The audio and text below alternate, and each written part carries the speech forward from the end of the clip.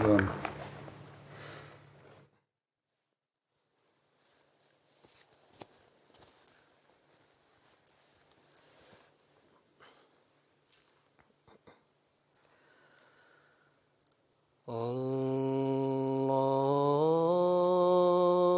الله أكبر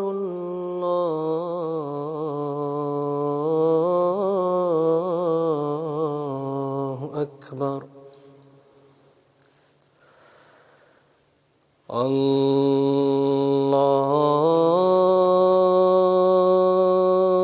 الله أكبر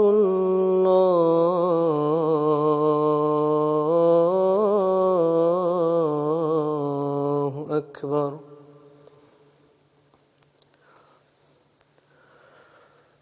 أشهد أن لا إله إلا الله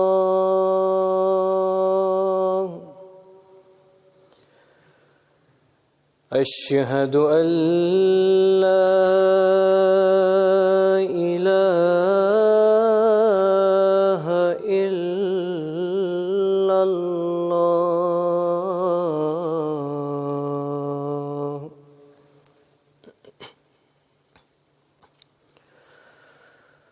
أشهد أن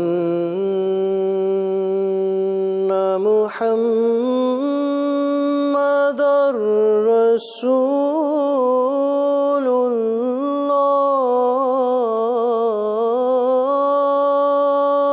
الله أشهد أن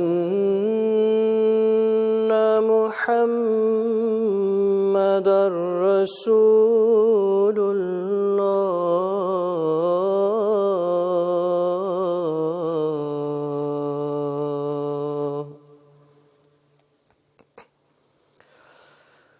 حي على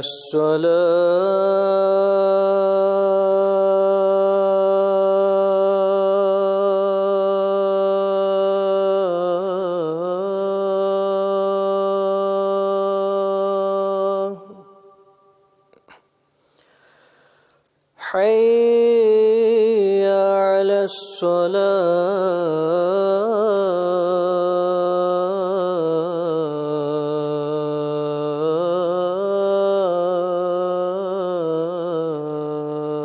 الصلاة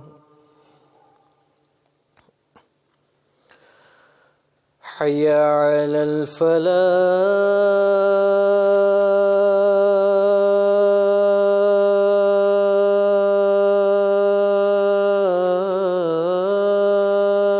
الفلاح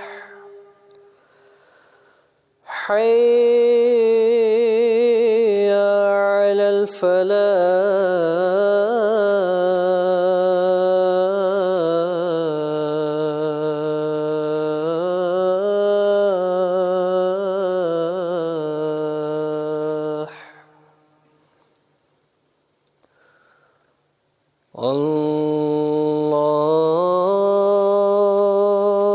الله أكبر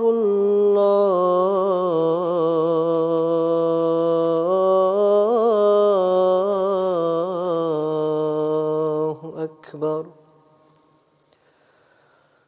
لا إله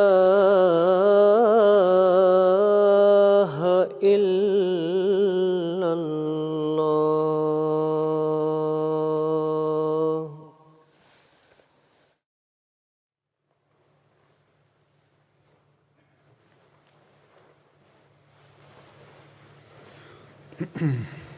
السلام علیکم ورحمۃ اللہ.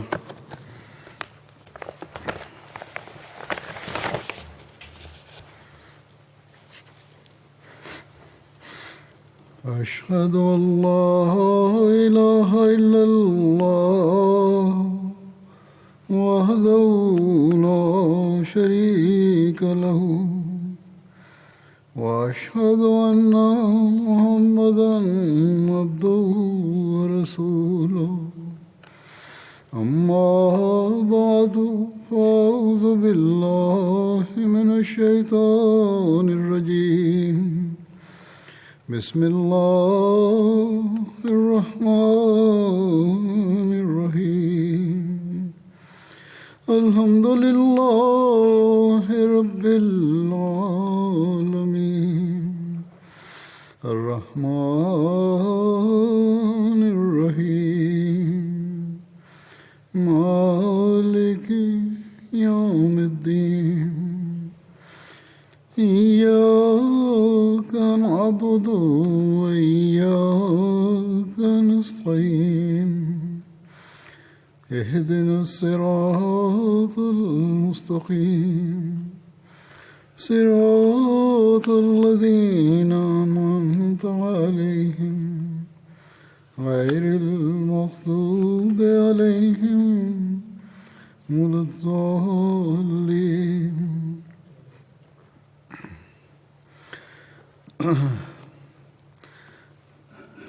حضرت عثمان رضی اللہ عنہ کے خلاف جو فتنہ اٹھا تھا اس کا ذکر ہو رہا تھا. اس بارے میں حضرت مسلم موعود رضی اللہ عنہ نے جو بیان فرمایا ہے اس بارے میں مزید فرماتے ہیں، اور زیادہ تر حوالے آپ نے تبری سے لے کے پھر ان کو تجزیہ کیا ہے یا اس کے مطابق آگے اپنا جو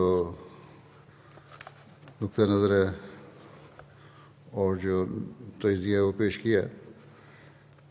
اور فرماتے ہیں کہ ان تین یعنی محمد بن ابو بکر، محمد بن حذیفہ اور عمار بن یاسر، یہ لوگ جو تھے یہ باغیوں کے ساتھ ان کی باتوں میں آ گئے تھے، مل گئے تھے. فرمایا کہ اس کے سوا باقی شخص اہل مدینہ میں سے صحابی ہو یا غیر صحابی، ان مفسدوں کا ہمدرد نہ تھا، اور ہر ایک شخص ان پر لعنت و نامت کرتا تھا، مگر ان کے ہاتھ میں اس وقت انتظام نہ تھا. یہ کسی کی ملامت کی پرواہ نہ کرتے تھے. 20 دن تک یہ لوگ صرف زبانی طور پر کوشش کرتے رہے، یعنی مخالفین جو تھے، کہ کسی طرح حضرت عثمان خلافت سے دستبردار ہو جائیں، مگر حضرت عثمان نے اس امر سے صاف انکار کر دیا اور فرمایا کہ جو قمیض مجھے خدا تعالیٰ نے پہنائی ہے میں اسے اتار نہیں سکتا، اور نہ امت محمدیہ صلی اللہ علیہ وسلم کو بے پناہ چھوڑ سکتا ہوں کہ جس کا جو چاہے دوسرے پر ظلم کرے. ان لوگوں کو بھی سمجھاتے رہے کہ اس فساد سے باز آ جائیں، یہ باغیوں کو، اور فرماتے رہے کہ آج یہ لوگ فساد کرتے ہیں اور میری زندگی سے بیزار ہیں. آپ نے فرمایا کہ یہ لوگ جو آج فساد کر رہے ہیں اور میری زندگی سے بیزار ہیں، مگر جب میں نہ رہوں گا تو خواہش کریں گے کہ کاش عثمان کی عمر کا ایک ایک دن ایک ایک سال سے بدل جاتا اور وہ ہم سے جلد رخصت نہ ہوتا، کیونکہ میرے بعد سخت خون ریزی ہوگی اور حقوق کا اطلاف ہوگا اور انتظام کچھ کا کچھ بدل جائے گا. چنانچہ بنو امیہ کے زمانے میں خلافت حکومت سے بدل گئی اور ان مفسدوں کو ایسی سزائیں ملیں کہ سب شرارتیں ان کو بھول گئیں. بہرحال 20 دن گزرنے کے بعد ان لوگوں کو خیال ہوا، یہ مخالفین جو تھے، باغی جو تھے، کہ جلد ہی کوئی فیصلہ کرنا چاہیے، تو ایسا نہ ہو کہ صوبہ جات سے فوجیں آ جائیں اور ہمیں اپنے اعمال کی سزا بھگتنی پڑے. پتہ تھا کہ ہم غلط ہیں، اور اکثریت جو مسلمانوں کی ہے حضرت عثمان کے ساتھ ہے، اس لیے انہوں نے حضرت عثمان کا گھر سے نکلنا بند کر دیا اور کھانے پینے کی چیزوں کا اندر جانا بھی روک دیا، اور سمجھے کہ شاید اس طرح مجبور ہو کر حضرت عثمان ہمارے مطالبات کو قبول کر لیں گے. لیکن آپ نے فرمایا تھا کہ جو قمیض مجھے اللہ تعالیٰ نے بنائی ہے میں اس کو کس طرح اتار سکتا ہوں. بہرحال مدینہ کا انتظام عامی لوگوں کے ہاتھ میں تھا، اور انہوں نے مل کر مصر کی فوجوں کے سردار غافقی کو اپنا سردار تسلیم کر لیا تھا. اس طرح مدینہ کا حاکم گویا اس وقت غافقی تھا، اور کوفے کی فوج کا سردار اشتر تھا، اور بصرہ کی فوج کا سردار حکیم بن جبلہ تھا، وہی ڈاکو جسے اہل ذمہ کے مال لوٹنے پر حضرت عثمان نے بصرے میں نظر بند کر دینے کا حکم دیا تھا، وہ سردار بن گیا تھا ڈاکو۔ دونوں غافقی کے ماتحت کام کرتے تھے، حکیم بن جبلہ بھی اور اشتر بھی غافقی کے ماتحت کام کرنے لگے، اور اس سے آپ فرماتے ہیں کہ اس سے ایک دفعہ پھر یہ بات ثابت ہو گئی کہ اس فتنے کی جڑ مصری تھے، جہاں عبداللہ بن سبا کام کر رہا تھا، مسجد نبوی میں غافقی نماز پڑھاتا تھا، اور رسول کریم صلی اللہ علیہ وسلم کے صحابہ اپنے گھروں میں مقید رہتے یا اس کے پیچھے نماز ادا کرنے پر مجبور تھے۔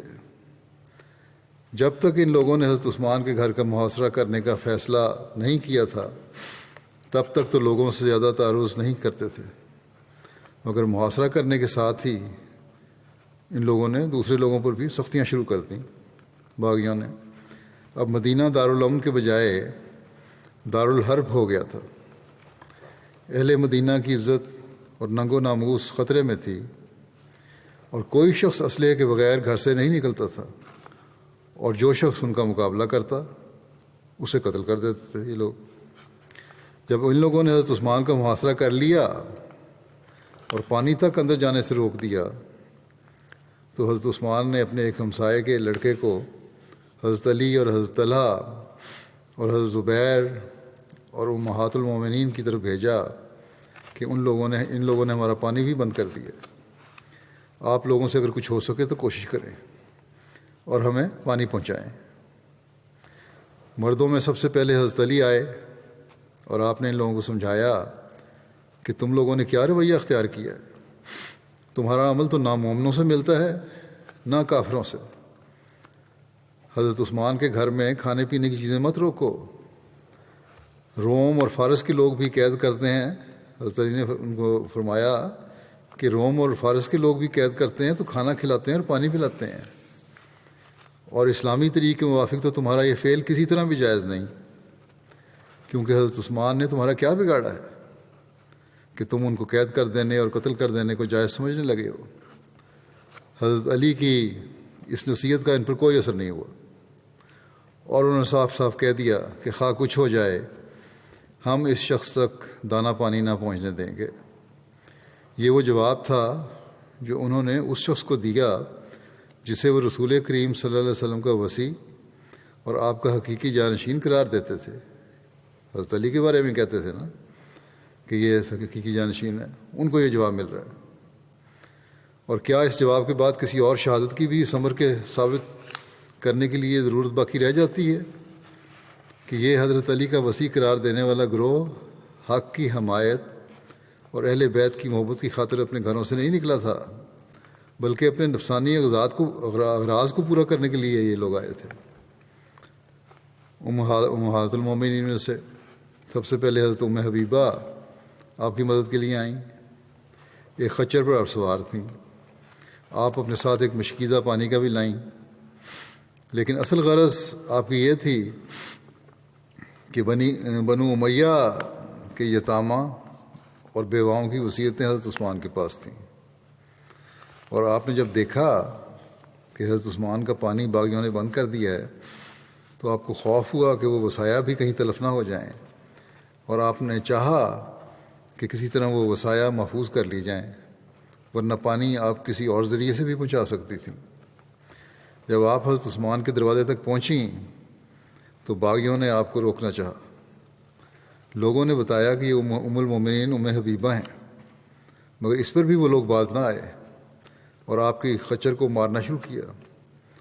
ام المومنین ام حبیبہ نے فرمایا کہ میں ڈرتی ہوں کہ ان لوگوں کو فرمایا باغیوں کو کہ بنو امیہ کے یتامہ اور بیوگان کی وصایا ضائع نہ ہو جائیں، اس لیے اندر جانا چاہتی ہوں تاکہ ان کی حفاظت کا سامان کر دوں، مگر ان بدبختوں نے حضرت صلی اللہ علیہ وسلم کی زوجہ مطہرہ کو جواب دیا کہ تم جھوٹ بولتی ہو، اور آپ کی خچر پر حملہ کر کے اس کے پالان کے رسے کاٹ دیے، اور زین الٹ گئی، اور قریب تھا کہ حضرت ام حبیبہ گر کر ان مفسدوں کے پیروں کے نیچے روندی جا کر شہید ہو جاتی کہ بعض اہل مدینہ نے جو قریب تھے جھپٹ کر آپ کو سنبھالا اور گھر پہنچایا۔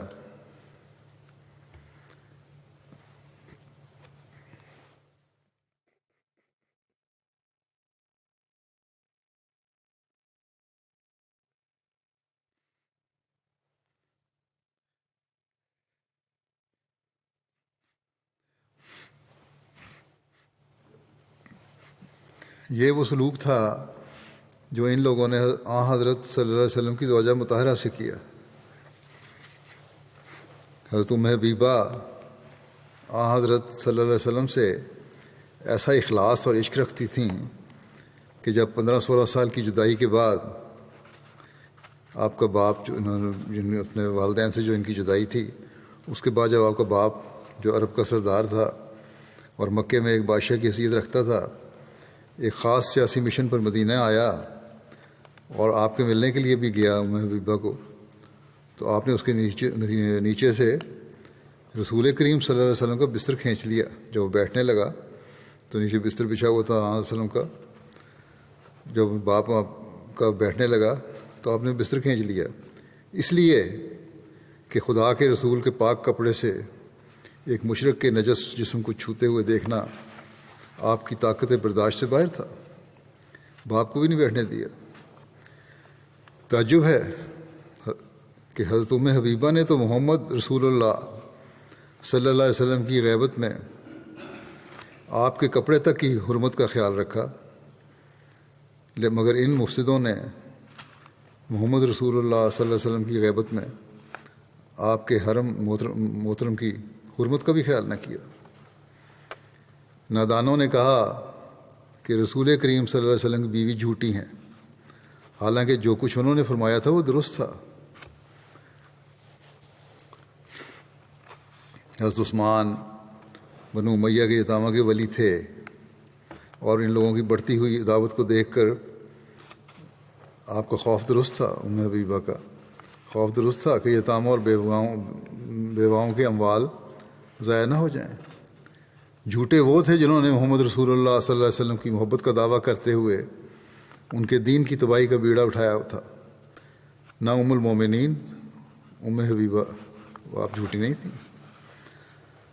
حضرت ام حبیبہ کے ساتھ جو کچھ سلوک کیا گیا تھا، جب اس کی خبر مدینہ میں پھیلی تو صحابہ اور اہل مدینہ حیران رہ گئے اور سمجھ لیا کہ اب ان لوگوں سے کسی قسم کی خیر کی امید رکھنی فضول ہے۔ حضرت عائشہ نے اسی وقت حج کا ارادہ کر لیا اور سفر کی تیاری شروع کر دی۔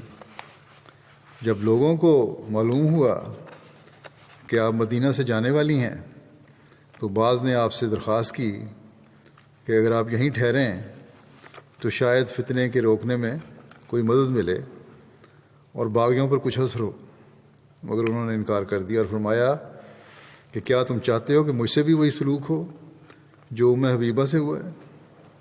خدا کی قسم، میں اپنی عزت کو خطرے میں نہیں ڈال سکتی، کیونکہ وہ رسول کریم صلی اللہ علیہ وسلم کی عزت تھی۔ اگر کسی قسم کا معاملہ مجھ سے کیا گیا تو میری حفاظت کا کیا سامان ہوگا؟ خدا ہی جانتا ہے کہ یہ لوگ اپنی شرارتوں میں کہاں تک ترقی کریں گے اور ان کا کیا انجام ہوگا۔ حضرت عائشہ صدیقہ نے چلتے چلتے ایک ایسی تدبیر کی، جو حج پہ جانے لگیں تو ایک ایسی تدبیر کی جو اگر کارگر ہو جاتی تو شاید فساد میں کچھ کمی ہو جاتی، اور وہ تدبیر یہ تھی کہ اپنے بھائی محمد بن ابی بکر کو کہلا بھیجا جو ان باغیوں کے ساتھ تھے، اپنی علمی کی وجہ سے یا چھوٹے ہونے کی وجہ سے، کمزور ایمان کی وجہ سے، کہ تم بھی میرے ساتھ حج کو چلو، مگر انہوں نے انکار کر دیا۔ اس پر حضرت عائشہ نے فرمایا کیا کروں، بے بس ہوں، اگر میری طاقت ہوتی تو ان لوگوں کو اپنے ارادوں میں کبھی کامیاب نہ ہونے دیتی۔ حضرت عائشہ تو حج کو تشریف لے گئیں، اور بعض صحابہ بھی جن سے ممکن ہو سکا اور مدینے سے نکل سکے مدینے سے تشریف لے گئے، اور باقی لوگ سوائے چند اکابر صحابہ کے اپنے گھروں میں بیٹھ رہے، اور آخر حضرت عثمان کو بھی یہ محسوس ہو گیا کہ یہ لوگ نرمی سے مان نہیں سکتے، اور آپ نے ایک خط تمام والیان صوبہ جات کے نام روانہ کیا، جس کا خلاصہ یہ تھا: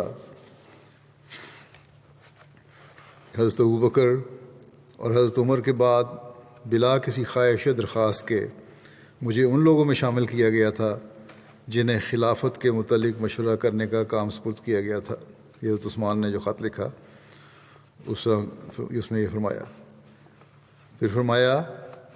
پھر بلا میری خواہش یا سوال کے مجھے خلافت کے لیے چنا گیا، اور میں برابر وہ کام کرتا رہا جو مجھ سے پہلے خلفاء کرتے رہے، اور میں نے اپنے پاس سے کوئی بدعت نہیں نکالی، لیکن چند لوگوں کے دلوں میں بدی کا بیج بویا گیا اور شرارت جاگزیں ہوئی، اور انہوں نے میرے خلاف منصوبے کرنے شروع کر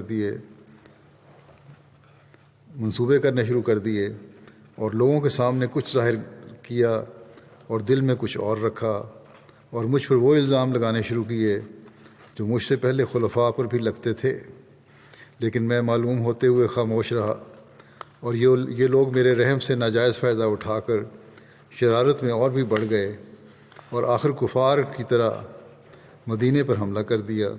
بس آج لوگ اگر کچھ کر سکیں تو مدد کا انتظام کریں۔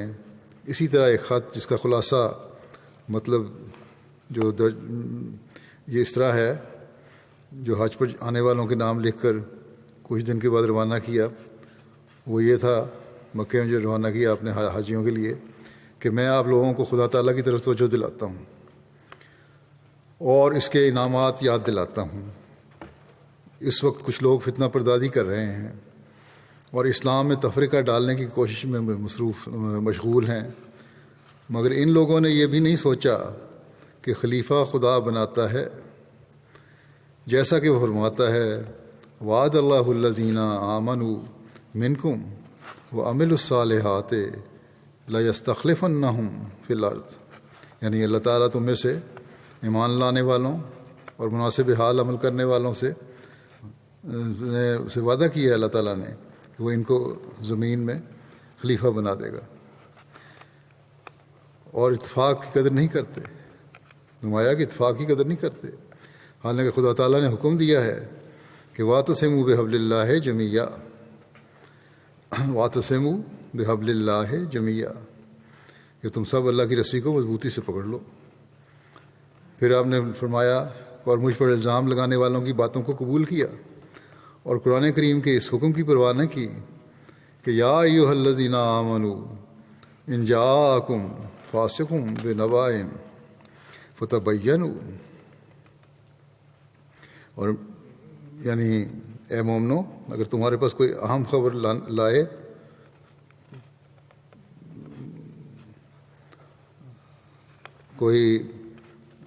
تو اس کی تحقیق کرے، کوئی فاسق اہم خبر لائے تو اس کی تحقیق کر لیا کرو۔ اور پھر فرمایا کہ میری بیعت کا ادب نہیں کیا، حالانکہ اللہ تعالیٰ رسول کریم صلی اللہ علیہ وسلم کی نسبت فرماتا ہے کہ ان الذین یبایعونک انما یبایعون اللہ، یعنی وہ لوگ جو تیری بیعت کرتے ہیں وہ صرف اللہ کی بیعت کرتے ہیں۔ فرمایا: اور میں رسول کریم صلی اللہ علیہ وسلم کا نائب ہوں، یعنی یہی حکم جو ہے، یہی بات جو ہے مجھ پر بھی لاگو ہوتی ہے کہ میں رسول کریم صلی اللہ علیہ وسلم کا نائب ہوں۔ کوئی امت بغیر سردار کے ترقی نہیں کر سکتی، اور اگر کوئی امام نہ ہو تو جماعت کا تمام کام خراب و برباد ہو جائے گا۔ یہ لوگ امت اسلامیہ کو تباہ و برباد کرنا چاہتے ہیں۔ پھر آپ نے آگے فرمایا تحریر کہ یہ لوگ امت اسلامیہ کو تباہ و برباد کرنا چاہتے ہیں، اور اس کے سوا ان کی کوئی غرض نہیں، کیونکہ میں نے ان کی بات کو قبول کر لیا تھا اور والیوں کے بدلنے کا وعدہ کر لیا تھا، مگر انہوں نے اس پر بھی شرارت نہ چھوڑی۔ اب یہ 3 باتوں میں سے ایک کا مطالبہ کرتے ہیں۔ اول یہ 3 مطالبے انہوں نے سامنے رکھے تھے باغیوں نے۔ اول یہ کہ جن لوگوں کو میرے عہد میں سزا ملی ہے ان سب کا قصاص مجھ سے لیا جائے۔ اگر یہ مجھے منظور نہ ہو تو پھر خلافت کو چھوڑ دوں۔ اگر میں قصاص نہیں دیتا لوگوں کا جن کو سزا دی ہے تو پھر میں خلافت کو چھوڑ دوں اور یہ لوگ میری جگہ کسی اور کو مقرر کر دیں۔ یہ بھی نہ مانوں تو پھر یہ لوگ دھمکی دیتے ہیں کہ یہ لوگ اپنے تمام ہم خیال لوگوں کو پیغام بھیجیں گے کہ میری اطاعت سے باہر ہو جائیں۔ پہلی بات کا تو جواب یہ ہے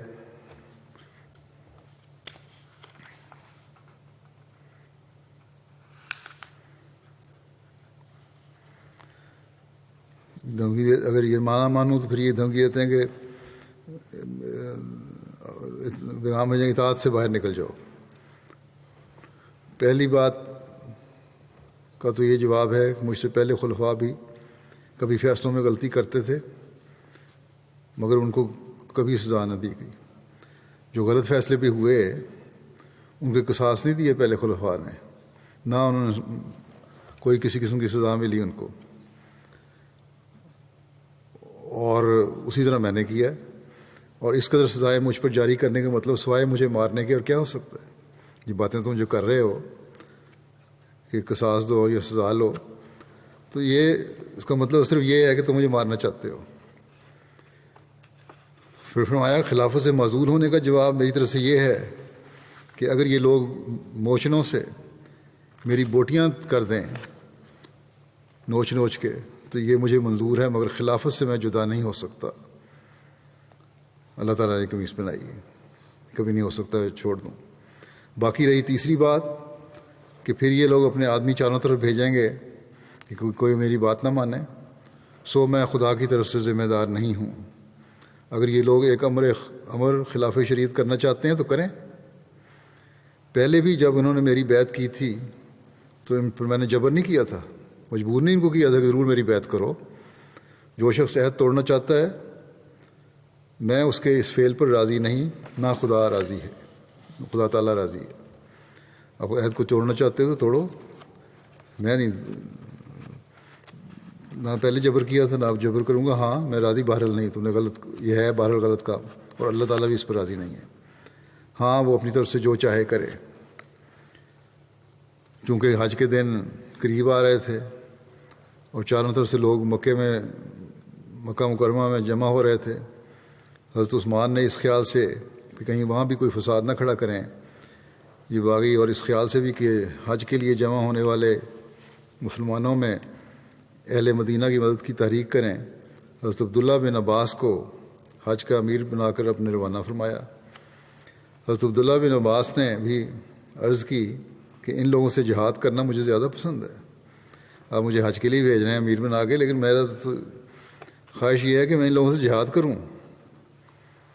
مگر حضرت عثمان نے ان کو مجبور کیا کہ وہ حج کے لیے جامیں اور حج کے ایام میں امیر حج کا کام کریں تاکہ مفسد وہاں اپنی شرارت نہ پھیلا سکیں، اور وہاں جمع ہونے والے لوگوں میں بھی مدینہ کے لوگوں کی مدد کی تحریک کی جاوے۔ اور مذکورہ والا خط آپ ہی کے ہاتھ روانہ کیا۔ جب ان خطوں کا ان مفسدوں کو علم ہوا تو انہوں نے اور بھی سختی کرنا شروع کر دی اور اس بات کا موقع تلاش کرنے لگے کہ کسی طرح لڑائی کا کوئی بہانہ مل جائے تو حضرت عثمان کو شہید کر دیں، مگر ان کی تمام کوششیں فضول جاتی تھیں اور حضرت عثمان کو کوئی موقع شرارت کا ملنے نہ دیتے تھے۔ آخر تنگ آ کر یہ تدبیر سوجھی کہ جب رات پڑتی اور لوگ سو جاتے تو حضرت عثمان کے گھر میں پتھر پھینکتے یہ لوگ، اور اس طرح اہل خانہ کو اشتعال دلاتے تاکہ جوش میں آ کر وہ بھی پتھر پھینکیں تو لوگوں کو کہہ سکیں کہ دیکھو انہوں نے ہم پہ حملہ کیا ہے۔ اس لیے ہم بھی جواب دینے پر مجبور ہیں۔ مگر حضرت عثمان نے اپنے تمام اہل خانہ کو جواب دینے سے روک دیا، کچھ نہیں دینا۔ ایک دن موقع پا کر دیوار کے پاس حضرت عثمان تشریف لائے اور فرمایا کہ اے لوگو، میں تو تمہارے نزدیک تمہارا گناہ گار ہوں، تم سمجھتے ہو نا مجھے گناہ گار، تو گناہ گار ہوں، مگر دوسرے لوگوں نے کیا قصور کیا ہے؟ تم سمجھتے ہو کہ میں گناہ گار ہوں تو پھر مجھ سے جو زیادتی کرنی کرو، دوسرے لوگوں نے کیا قصور کیا ہے کہ تم پتھر پھینکتے ہو، دوسروں کو بھی چوٹ لگنے کا خطرہ ہوتا ہے اس سے۔ انہوں نے صاف انکار کر دیا کہ ہم نے پتھر نہیں پھینکے۔ حضرت عثمان نے فرمایا کہ اگر تم نے نہیں پھینکتے تو اور کون پھینکتا ہے؟ تو انہوں نے کہا کہ خدا تعالیٰ پھینکتا ہوگا، نعوذ باللہ من ذالک۔ حضرت عثمان نے فرمایا کہ تم لوگ جھوٹ بولتے ہو، اگر خدا تعالیٰ ہم پر پتھر پھینکتا تو اس کا کوئی پتھر خطا نہ جاتا، کوئی نشانے پر نہ یہ نہ ہوتا اس کا نشانہ اچک جاتا، لیکن تمہارے پھینکے ہوئے پتھر تو ادھر ادھر جا پڑتے ہیں۔ یہ فرما کر آپ ان کے سامنے سے ہٹ گئے۔ گو صحابہ کو اب حضرت عثمان کے پاس جمع ہونے کا موقع نہ دیا جاتا تھا، مگر پھر بھی وہ اپنے فرض سے غافل نہ تھے۔ مصلحت وقت کے متحد انہوں نے 2 حصوں میں اپنا کام تقسیم کیا ہوا تھا۔ جو سن رسیدہ تھے، بوڑھے تھے، اور جن کا اخلاقی اثر عوام پر زیادہ تھا، وہ تو اپنے اوقات کو لوگوں کو سمجھانے پر صرف کرتے، اور جو لوگ ایسا کوئی اثر نہ رکھتے تھے یا نوجوان تھے، وہ حضرت عثمان کی حفاظت کی کوشش میں لگے رہتے۔ اول ذکر جماعت میں سے حضرت علی اور حضرت سعد بن وقاص فاتح فارس فتنہ کے کم کرنے میں سب سے زیادہ کوشاں تھے۔ خصوصاً حضرت علی تو اس فتنے کے ایام میں اپنے تمام کام چھوڑ کر اس کام میں لگ گئے تھے۔ چنانچہ ان واقعات کی روایت کے گواہوں میں سے ایک شخص عبد الرحمن نامی بیان کرتا ہے کہ ان ایام فتنہ میں میں نے دیکھا ہے کہ حضرت علی نے اپنے تمام کام چھوڑ دیے تھے اور حضرت عثمان کے دشمنوں کا غضب ٹھنڈا کرنے اور آپ کی تکالیف دور کرنے کی فکر میں ہی رات دن لگے رہتے تھے۔ ایک دفعہ آپ تک پانی پہنچنے میں کچھ دیر ہوئی تو حضرت طلحہ پر، جن کے سپرد یہ کام تھا، حضرت علی سخت ناراض ہوئے اور اس وقت تک آرام نہ کیا جب تک پانی حضرت عثمان کے گھر میں پہنچ نہ گیا۔ دوسرا گروہ ایک دو کر کے جس وقت موقع ملتا تھا تلاش کر کے حضرت عثمان یا آپ کے ہمسائے کے گھروں میں جمع ہونا شروع ہو گئے، اور اس نے اس امر کا پختہ ارادہ کر لیا کہ ہم اپنی جانیں دے دیں گے مگر حضرت عثمان کی جان پر آنچ نہ آنے دیں گے۔ اس گروہ میں حضرت علی، حضرت طلحہ اور حضرت زبیر کی اولاد کے سوائے خود صحابہ میں سے بھی ایک جماعت شامل تھی۔ یہ لوگ رات اور دن حضرت عثمان کے مکان کی حفاظت کرتے تھے اور آپ تک کسی دشمن کو پہنچنے نہ دیتے تھے، اور گو یہ قلیل تعداد اس قدر کثیر تعداد کا مقابلہ تو نہ کر سکتی تھی، مگر چونکہ باغی چاہتے تھے کہ کوئی بہانہ رکھ کر حضرت عثمان کو قتل کریں، وہ بھی اس قدر زور نہ دیتے تھے۔ اس وقت کے حالات سے حضرت عثمان کی اسلامی خیر خواہی پر جو روشنی پڑتی ہے اس سے عقل دنگ رہ جاتی ہے۔ 3000 کے قریب لشکر آپ کے دروازے کے سامنے پڑا ہے باغیوں کا، اور کوئی تدبیر اس سے بچنے کی نہیں، مگر جو لوگ آپ کو بچانے کی کوشش کرنا چاہتے ہیں ان کو بھی آپ روکتے ہیں کہ جاؤ اپنی جانوں کو خطرے میں نہ ڈالو، ان لوگوں کو صرف مجھ سے عداوت ہے، تم سے کوئی تعارض نہیں۔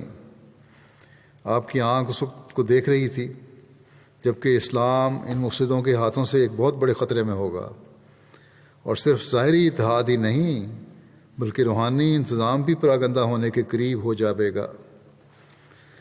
اور آپ جانتے تھے کہ اس وقت اسلام کی حفاظت اور اس کے قیام کے لیے ایک ایک صحابی کی ضرورت ہوگی۔ بس آپ نہیں چاہتے تھے کہ آپ کی جان بچانے کی بے فائدہ کوشش میں صحابہ کی جانیں جائیں، اور سب کو یہی نصیحت کرتے تھے کہ ان لوگوں سے تعارض نہ کرو، اور چاہتے تھے کہ جہاں تک ہو سکے آئندہ فتنوں کو دور کرنے کے لیے وہ جماعت محفوظ رہے جس نے رسول کریم رسول اللہ صلی اللہ علیہ وسلم کی صحبت پائی ہے۔ مگر باوجود آپ کے سمجھانے کے جن صحابہ کو آپ کے گھر تک پہنچنے کا موقع مل جاتا وہ اپنے فرض کی ادائیگی میں کوتاہی نہ کرتے اور آئندہ کے خطرات پر موجودہ خطرے کو مقدم رکھتے، اور اگر ان کی جانیں اس عرصے میں محفوظ تھیں تو صرف اس لیے کہ ان لوگوں کو جلدی کی کوئی ضرورت نہ معلوم ہوتی تھی، یعنی ان لوگوں کو جو باغی تھے جلدی کی کوئی ضرورت محسوس نہ ہوتی تھی اور بہانہ کی تلاش تھی، لیکن وہ وقت بھی آخر آ گیا۔ بہانہ یہ تھا کہ اس طرح حضرت عثمان پہ حملہ کریں، لیکن وہ وقت بھی آخر آ گیا جبکہ زیادہ انتظار کرنا ناممکن ہو گیا، کیونکہ حضرت عثمان کا وہ دل کے ہلا دینے والا پیغام جو آپ نے حج پر جمع ہونے والے مسلمانوں کو بھیجا تھا حجاج کے مجمع میں سنا دیا گیا، اور وادی مکہ ایک سرے سے دوسرے سرے تک اس کی آواز سے گونج رہی تھی، اور حج پر جمع ہونے والے مسلمانوں نے فیصلہ کر لیا تھا کہ وہ حج کے بعد جہاد کے ثواب میں بھی محروم نہ رہیں گے، اور مصری مفسدوں اور ان کے ساتھیوں کو قلع کما کر کے چھوڑیں گے۔ مفسدوں کے جاسوسوں نے انہیں اس ارادے کی اطلاع دے دی، اور اب ان کے کیمپ میں سخت گھبراہٹ کے آثار تھے مفسدوں کے، حتیٰ کہ ان میں چہمگوئیاں ہونے لگی تھیں کہ اب اس شخص کے قتل کے سوا کوئی چارہ نہیں، اور اگر اسے ہم نے قتل نہ کیا تو مسلمانوں کے ہاتھوں سے ہمارے قتل میں اب کوئی شبہ نہیں۔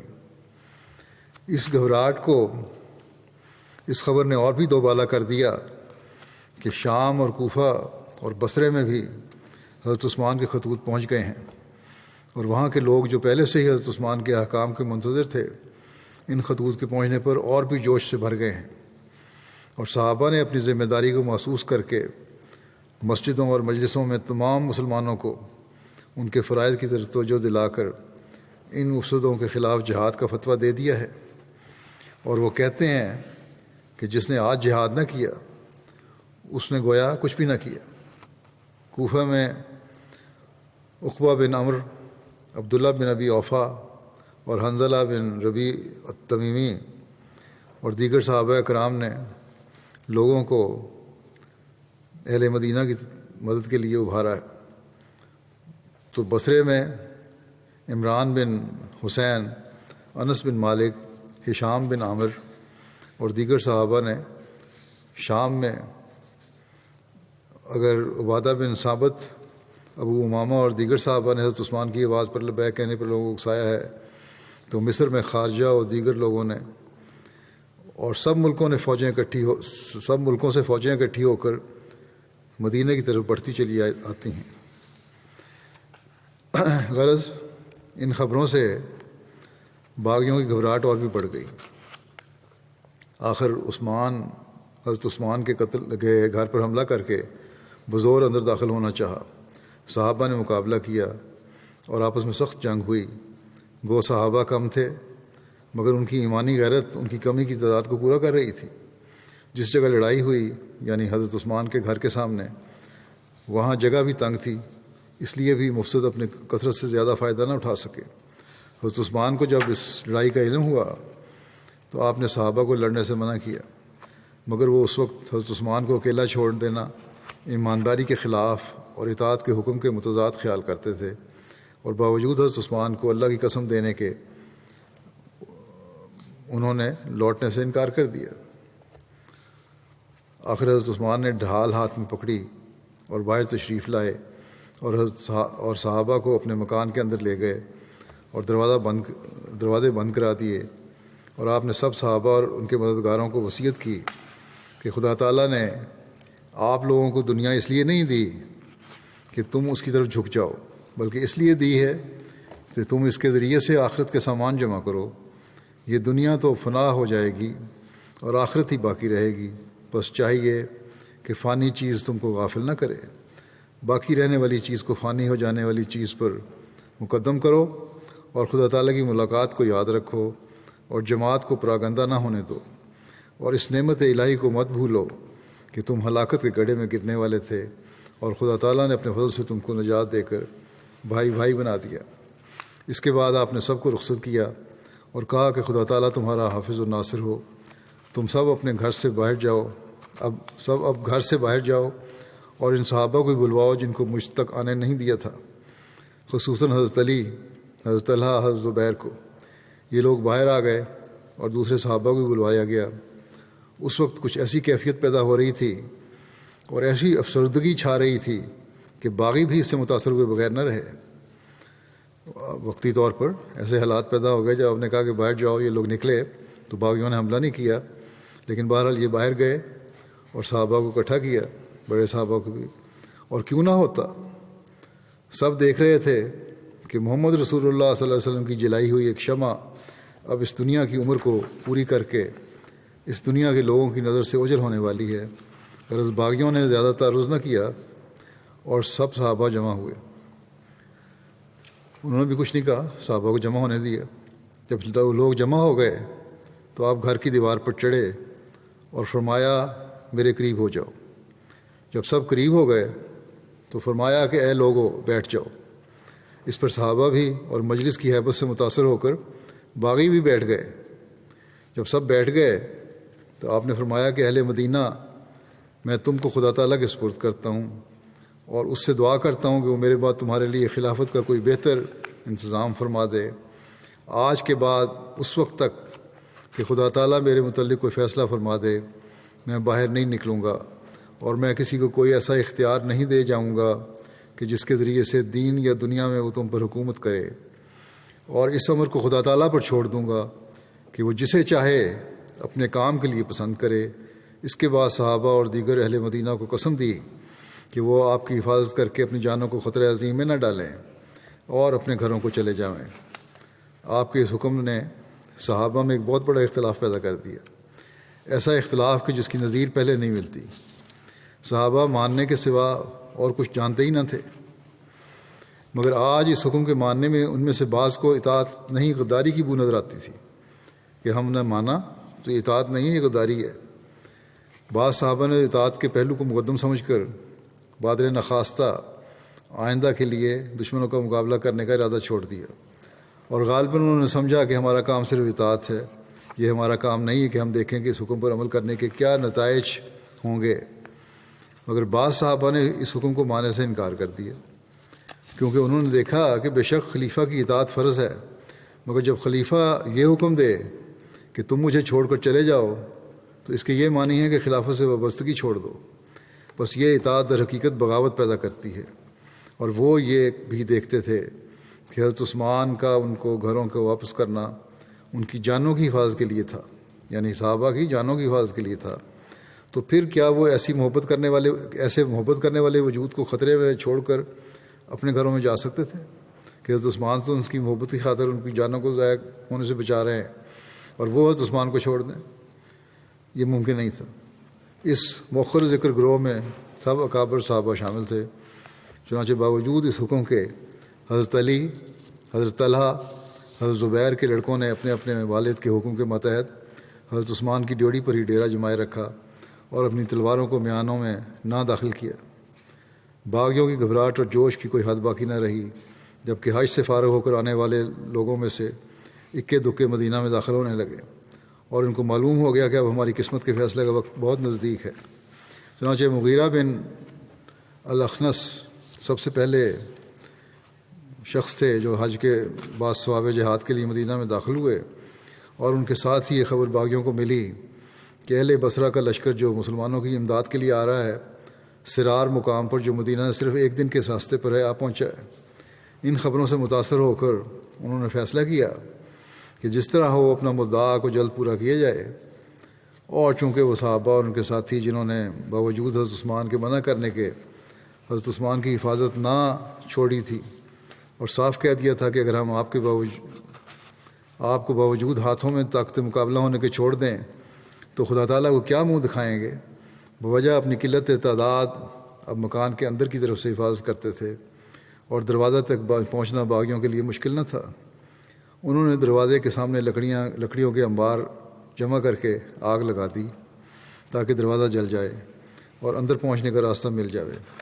صحابہ نے اس بات کو دیکھا تو اندر بیٹھنا مناسب نہ سمجھا، تلواریں پکڑ کر باہر نکلنا چاہا، مگر حضرت عثمان نے اس بات سے روکا اور فرمایا کہ گھر کو آگ لگانے کے بعد اور کون سی بات رہ گئی ہے، اب جو ہونا تھا وہ ہو چکا، تم لوگ اپنی جانوں کو خطرے میں نہ ڈالو اور اپنے گھروں کو چلے جاؤ۔ ان لوگوں کو صرف میری ذات سے عداوت ہے، مگر جلد یہ لوگ اپنے کیے پر پشیمان ہوں گے۔ میں ہر ایک شخص کو جس پر میری اطاعت فرض ہے اس کے فرض سے سبکدوش کرتا ہوں اور اپنا حق معاف کرتا ہوں، مگر صحابہ نے اور دیگر لوگوں نے اس بات کو تسلیم نہ کیا اور تلواریں پکڑ کر باہر نکلے۔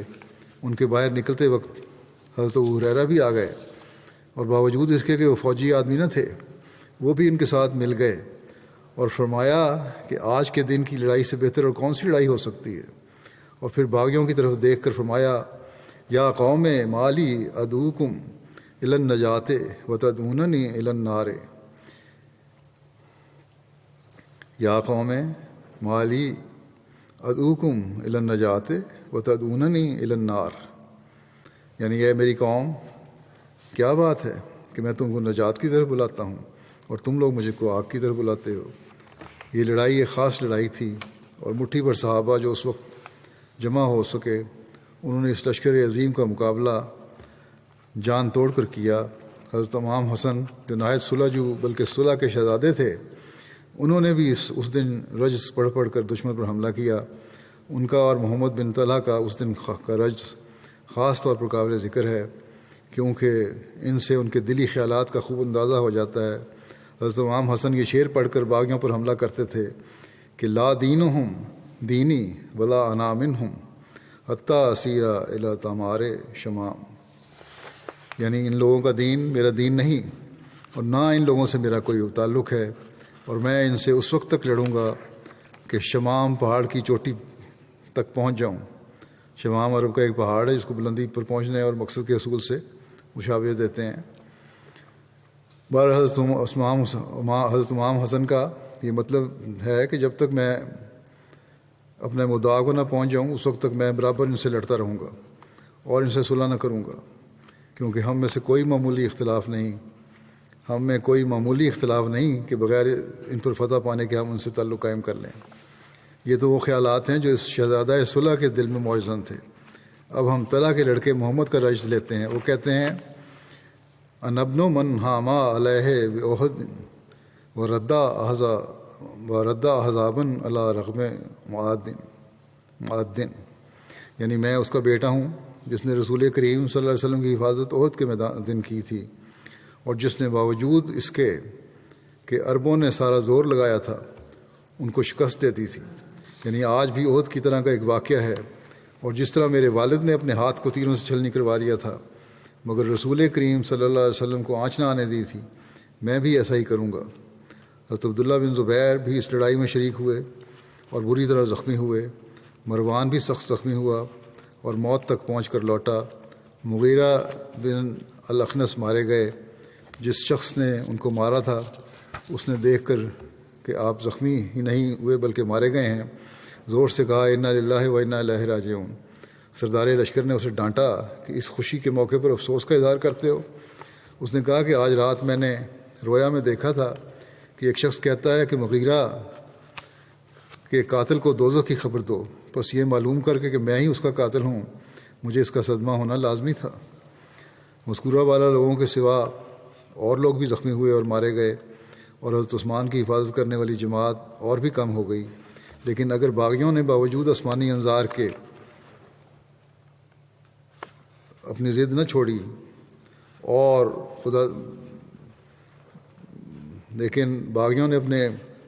باوجود آسمانی انظار کے اپنی ضد نہ چھوڑی اور خدا تعالیٰ کی محبوب جماعت کا مقابلہ جاری رکھا، تو دوسری طرف مخلصین نے بھی اپنے ایمان کا اعلیٰ نمونہ دکھانے میں کوئی کمی نہیں کی۔ باوجود اس کے کہ اکثر محافظ مارے گئے یا زخمی ہو گئے، پھر بھی ایک قلیل گروہ برابر دروازے کی حفاظت کرتا رہا۔ بہرحال یہ آگے بھی اس کا سلسلہ آگے بھی چلے گا، ابھی آئندہ پیش کروں گا انشاءاللہ جمعہ پہ۔ پاکستان کے احمدیوں کے لیے دعا کی درخواست ہے۔ دوبارہ الجزائر کے لیے بھی وہاں بھی دوبارہ کیس کھل رہے ہیں۔ اللہ تعالیٰ ان سب کے لیے آسانیاں پیدا کرے اور مخالفین کی سختیاں کو اللہ تعالیٰ جلد دور فرمائے، آسانیاں پیدا فرمائے۔ اب نمازوں کے بعد میں کچھ جنازے بھی ادا کروں گا، ان کا ذکر یہاں کر دیتا ہوں۔ جنازہ غائب ہوں گے۔ پہلا جنازہ ہے، ذکر ہے مکرم مولوی محمد نجیب خان صاحب، نائب ناظر دعوت اللہ جنوبی ہند قادیان کا، جو ماسٹر وی ایم محمد صاحب مرحوم آف جماعت احمدیہ کاکناڈ ضلع ارناکولم کیرالہ کے رہنے والے تھے۔ 14 فروری کو ان کی وفات ہوئی۔ انا للہ و انا الیہ راجعون۔ ہارٹ اٹیک کی وجہ سے، اللہ کے فضل سے موسی تھے۔ ان کے پسماندگان میں بیوہ کے علاوہ 3 بیٹے شامل ہیں، اور تینوں بیٹے وقف نو کی بابرکت تحریک میں شامل ہیں۔ ایک بیٹا جامعہ احمدیہ میں پڑھ رہا ہے۔ مرحوم پیدائشی احمدی نہیں تھے، بلکہ 17 سال کی عمر میں مرحوم کو اپنے والد کے ذریعے جماعت احمدیہ کا تعارف ہوا تھا، جس پر آپ جماعتی لٹریچر اور کتاب اسلامی اصول کی فلسفی کا مطالعہ کرنے لگے، اور ایک دن اپنے والد صاحب سے دریافت کیا کہ ایک بچہ کتنی عمر میں از خود فیصلے لے سکتا ہے، جس پر مرحوم کے والد صاحب نے کہا کہ انسان 17-18 سال کی عمر میں اپنے فیصلے لے سکتا ہے۔ اس پر مرحوم نے مولانا محمد علوی صاحب کے ذریعے بیعت کر کے جماعت میں شمولیت اختیار کی۔ بیعت کے حوالے سے مولانا علوی صاحب کہتے ہیں، اپنی ایک خواب بیان کرتے ہیں کہ انہوں نے خواب میں دیکھا تھا کہ ان کی طرف کئی ستارے آ رہے ہیں، جن میں سے ایک چھوٹا ستارہ بڑی تیزی سے ان کی آ رہا ہے۔ تو علی صاحب اس چھوٹے ستارے سے مراد مولوی محمد نجیب خان صاحب مرحوم کو لیا کرتے تھے۔ بہرحال آپ اپنے گھر میں سب سے پہلے بیعت کرنے والے تھے۔ ان کے والد جانتے تھے کہ وہ جماعت کو، لیکن احمدی نہیں ہوئے تھے۔ بعد میں مرحوم کی کوششوں سے ہی والدہ، بھائیوں اور والد نے بیعت کی۔ بیعت کے بعد مرحوم نے خواب کی بنا پر جامعہ احمدیہ میں داخلہ لیا اور بطور وقف زندگی سلسلہ خدمت کا فیصلہ کر لیا۔ پھر ان کی فرانس سے فراغت کے بعد ان میں قادیان میں ہندوستان میں ان کی تقرری ہوئی، پہلے چندی گڑھ میں، پھر مختلف جگہوں پہ مبلغ کے طور پر کام کیا انہوں نے۔ پھر ان کو میں نے نائب نظر دعوت علیہ مقرر کیا۔ اسی طرح نائب انچارج شعبہ نور الاسلام کی تبلیغ کا کام بڑی اچھی طرح کر رہا ہے وہاں، وہاں انہوں نے کام کیا۔ آپ 100 صلات کے پابند تھے، تہجد گزار، خلافت کے سچی وابستگی رکھنے والے، وفاداری اور سچی محبت اور عقیدت رکھتے تھے۔ ہر کام خلوص کے ساتھ نہایت سنجیدگی اور سلیقے سے بر وقت ادا کرتے تھے۔ ان کی فطرت میں شامل تھا کہ کام کو بڑی سنجیدگی سے کریں اور بر وقت کریں۔ عبادت کی طرف خاص توجہ تھی، گھر والوں کو بھی اس طرح توجہ دلاتے تھے۔ حقوق العباد کی ادائیگی میں بھی خاص حصہ لیتے تھے۔ شیراز صاحب شعبہ نور الاسلام کے جو انچارج ہیں وہ لکھتے ہیں کہ باقاعدگی کے ساتھ بیت الدعا میں دعا کرتے تھے آ کے۔ وہ شریف النفس تھے، دین کی بلوث خدمت کا جذبہ رکھتے تھے، خلیفہ وقت کی تربیتی اور تبلیغی ٹارگٹس کو پورا کرنے میں مصروف رہتے تھے۔ جماعتی کتب کے ملیالم زبان میں تراجم اور ترجمہ شدہ کتب کے ریویو اور چیکنگ کی بھی ان کو توفیق ملی۔ نظر و ارشاد قادیان نے مرحوم کی ان خدمات کے حوالے سے لکھا ہے کہ مرحوم کو کتاب الوصیت، تجلیات الہیہ، عرفان الہی، قاعدہ یسر القرآن اور میرے خطبات بابت تحریک وقف نو کے ملیالم زبان میں ترجمہ کرنے کی توفیق ملی۔ اسی طرح تفسیر صغیر کے ملیالم ترجمہ کی ری پرنٹنگ کے وقت اس کی چیکنگ کی بھی ان کو توفیق ملی۔ ان کی ایک کتاب نصاب تعلیم 3 حصص و زبان ملیالم میں بھی ہے۔ 2013 سے 16 تک صدر ریویو کمیٹی صوبہ کیرالہ خدمت کی توفیق ملی ان کو۔ امیر ضلع ارناکولم صوبہ کیرالہ ابوبکر صاحب کہتے ہیں کہ ان کے اندر حضرت مسیح علیہ السلام کی تحریرات کا ترجمہ کر کے لوگوں تک پہنچانے کا ایک جوش تھا۔ کمزور ایمان والوں کو استقامت کے معیار تک پہنچانے اور ان کو ثابت کرنے کے لیے بھی ہمیشہ کوشش کرتے رہتے تھے۔ اللہ تعالیٰ مرحوم اس کے درجات بلند فرمائے۔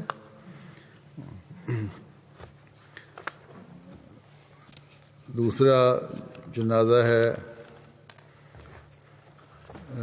ذکر ہے نذیر احمد خادم صاحب کا، جو چودھری احمد دین صاحب چٹھا کے بیٹے تھے، اور منیر بسمل صاحب ایڈیشن ناظر ارشاد کے بھائی تھے بڑے۔ 6 فروری وفات پا گئے، انا للہ و انا الیہ راجعون۔ ان کے دادا کے ذریعے سے ان کے خاندان میں چودھری شاہ دین صاحب کے ذریعے سے احمدیت آئی تھی۔ نذیر خادم صاحب نے کالج کے زمانہ سے خدمت دین کا آغاز کر دیا تھا۔ اللہ تعالیٰ نے ان کو تحریر و تقریر میں خاص ملکہ عطا فرمایا تھا۔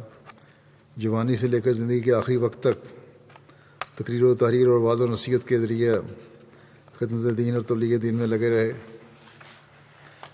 خدام الانبیاء روا نے معاون صدر رہے، پھر معتمد کے طور پر خدمت کی توفیق ملی، پھر نائب امیر ضلع بہاول نگر بھی رہے،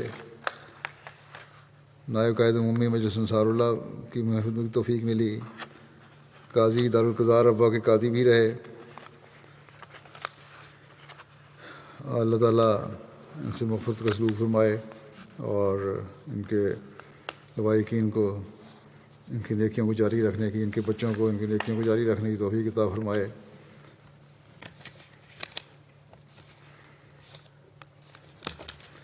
اگلا ذکر ہے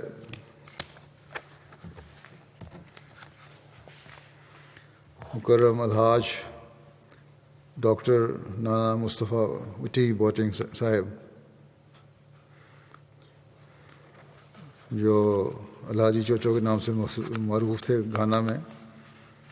17 جنوری کو 70 سال کی عمر میں ان کی وفات ہوئی۔ انا للہ و انا الیہ راجعون۔ عیسائی گھرانے میں پیدا ہوئے تھے۔ 1979 میں قبول احمدیت کی توفیق ملی ان کو، اور آپ نے اپنی عملی زندگی ایک ڈرائیور کے طور پر شروع کی۔ آپ کو امیر عبدالوہاب اعظم صاحب کے ساتھ لمبا عرصہ بطور ڈرائیور خدمت کا موقع ملا۔ برطانیہ اور پھر گھانا میں جماعت کے پریس میں خدمت کرنے کا بھی موقع ملا۔ کچھ عرصہ جاپان میں بھی رہے، جہاں آپ کو اپنی جماعت کا لوکل پریزیڈنٹ بھی بنا دیا گیا۔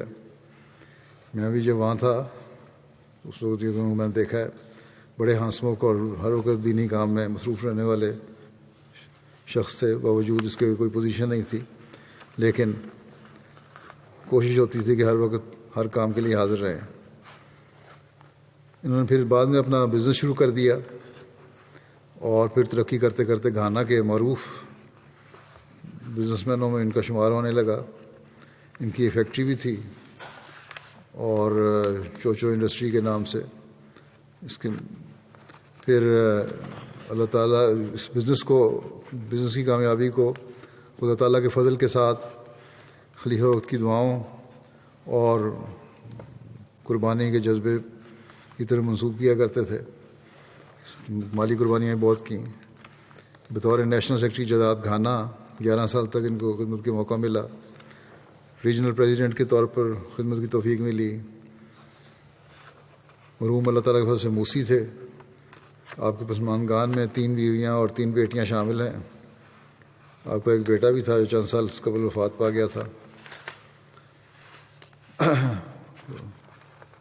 مبارک احمد عادل صاحب وہاں مشنری ہیں کوفریڈوا کے، وہ لکھتے ہیں کہ آپ کی خوبیوں میں دین و انسانیت کی خدمت کے لیے وقت اور مال کی بے طریق قربانی اور عاجزی بہت نمایاں تھی۔ نماز، تہجد اور 5 وقتہ نمازوں کی ادائیگی کا خصوصی خیال رکھتے تھے۔ چندہ جات کی باقاعدہ اور بروقت ادائیگی کرتے۔ آپ نے ایک مسجد کلیتاً اپنے خرچ سے بنوائی اور متعدد مساجد کی تعمیر میں نصف سے زائد خرچ ادا کیے۔ اسی طرح بعض مشن ہاؤسز کی تعمیر اور مرمت میں بھی بڑا حصہ لیا۔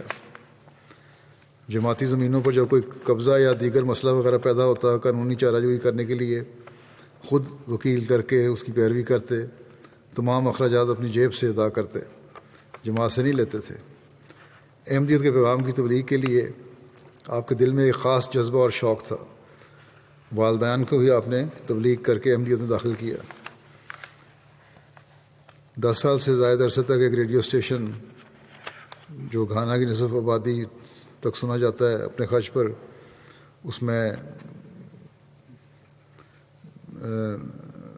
نصف گھنٹے کا تبلیغی پروگرام کرواتے رہے، جو اب بھی جاری ہے۔ پھر ان کا ایک ٹی وی چینل بھی تھا، اس میں بھی اپنے خرچ پر روزانہ یہ پروگرام کرواتے رہے تبلیغ کا، ہفتہ وار، اور ویڈیو پروگرام بھی ہوتا تھا، تبلیغ کے حوالے سے نشریات ہوتی تھیں۔ ان پروگراموں کے ذریعے سے لاکھوں افراد تک جماعت کا پیغام پہنچا اور سینکڑوں کو قبول احمدیت کی توفیق بھی ملی۔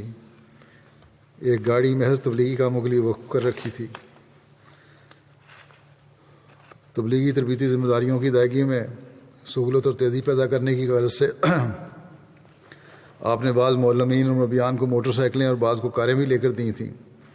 پوشیدہ طور پر بھی ان کی مالی مدد کیا کرتے تھے، اور افراد جماعت کو نصیحتاً کہا کرتے تھے کہ احمدیت کو اپنی ذاتی اور قیمتی پراپرٹی کی طرح محبوب اور عزیز جان کر اخلاص کے ساتھ اس کی خدمت اور حفاظت کرنی چاہیے۔ تبلیغ کے لیے ہر قسم کی قربانی کیا کریں، اس سے اللہ تعالیٰ بھی آپ پر اپنے بے شمار فضل اور احسان کرے گا، اور خود اس کا نمونہ تھے یہ۔ دوسروں کو جو نصائح کرتے اپنے عملی نمونہ بھی اس کے مطابق رکھنے کی کوشش کرتے۔ کفریڈوا ریجنل ہسپتال، جو ریجن کا سب سے بڑا ہسپتال ہے، اس کی سڑکیں بعض ٹوٹ پھوٹ گئی تھیں، اندر مریضوں کے لیے بہت دقتیں پیش آتی تھیں۔ اپنے خرچ پر نئے سرے سے انہوں نے سڑک تعمیر کروائی، اور افتتاح کے لیے ریجنل منسٹر اور سیاسی شخصیات، ڈاکٹرز، میڈیا وغیرہ سب آیا ہوا تھا وہاں۔ سب تقریباً غیر احمدی تھے یا عیسائی تھے۔ آپ نے اس موقع پر اپنا اظہار خیال کرتے ہوئے کہا کہ میں ایک احمدی مسلمان ہوں اور مسیح کی آمد ثانی مرزا غلام احمد قادیانی پر ایمان رکھتا ہوں۔ مسیح موعود اور آپ کے خلفاء نے مجھے حقوق اللہ کی ادائیگی کے لیے انسانیت کی خدمت کرنا بھی سکھایا ہے، جس کی وجہ سے بطور احمدی مسلمان میں انسانوں سے ہمدردی اور ان کی تکلیف دور کرنے کی کوشش کرنا اپنا فرض سمجھتا ہوں، اور یہی وجہ ہے کہ میں نے یہ سڑک بنوائی ہے ہسپتال میں۔ 48 سال کی عمر میں آپ نے قرآن کریم دوبارہ معلم جمال الدین صاحب کے ذریعے سے پڑھا، اور اصل قرآن بھی دوبارہ سیکھا تھا کہ تلفظ صحیح ہو۔ پھر باقاعدہ ترجمے کے ساتھ تلاوت کی عادت رکھی اور بہت غور کیا کرتے تھے۔ بہت سے بچوں کو آپ نے اڈاپٹ کیا تھا، ان کی رہائش کے لیے اپنے گھر میں کمرے مہیا کیے ہوئے تھے، ان کی دینی اور دنیاوی تعلیم کا بھی انتظام کیا ہوا تھا۔ غرض کے بے شمار نیکیاں کرنے والے شخص تھے۔ اللہ تعالیٰ ان سے مغفرت رحم کو سلوک فرمائے، درجات بلند کرے، اور ان کے لوائقین کو بھی ان کی نیکیوں کو جاری کرنے کی توفیق عطا فرمائے۔ اگلا جو ذکر ہے وہ مکرم غلام نبی صاحب ابن فضل الدین صاحب روا کا ہے۔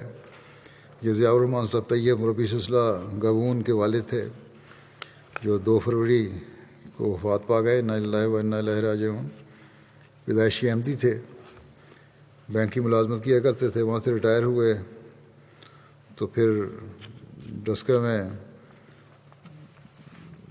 آگے آباد ہوئے، وہاں کے سیکرٹری مال رہے، نائب صدر بھی رہے، جنرل سیکرٹری بھی رہے، زعیم انصار اللہ بھی رہے، امام الصلاۃ کے طور پر خدمات انجام دیں، تہجد کے پابند نمازیں کوشش کر کے مسجد میں ادا کرتے تھے،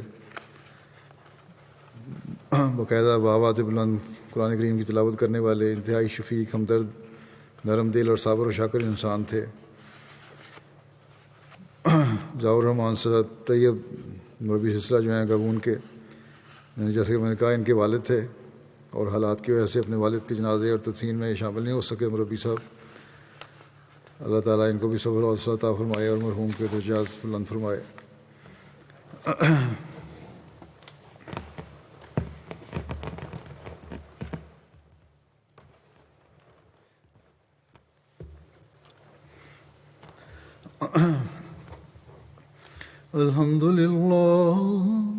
الحمد لله نحمده ونستعينه ونستغفره ونؤمن به ونتوكل عليه ونعوذ بالله من شرور أنفسنا ومن سيئات أعمالنا من يهده الله فلا مضل له ومن يضلل فلا هادي له ونشهد أن لا إله إلا الله ونشهد أن محمدا عبده ورسوله عباد الله رحمكم الله إن الله يأمر بالعدل والإحسان وإيتاء ذي القربى وينهى عن الفحشاء والمنكر والبغي يعظكم لعلكم تذكرون اذكروا الله يذكركم وادعوه يستجب لكم ولذكر الله أكبر.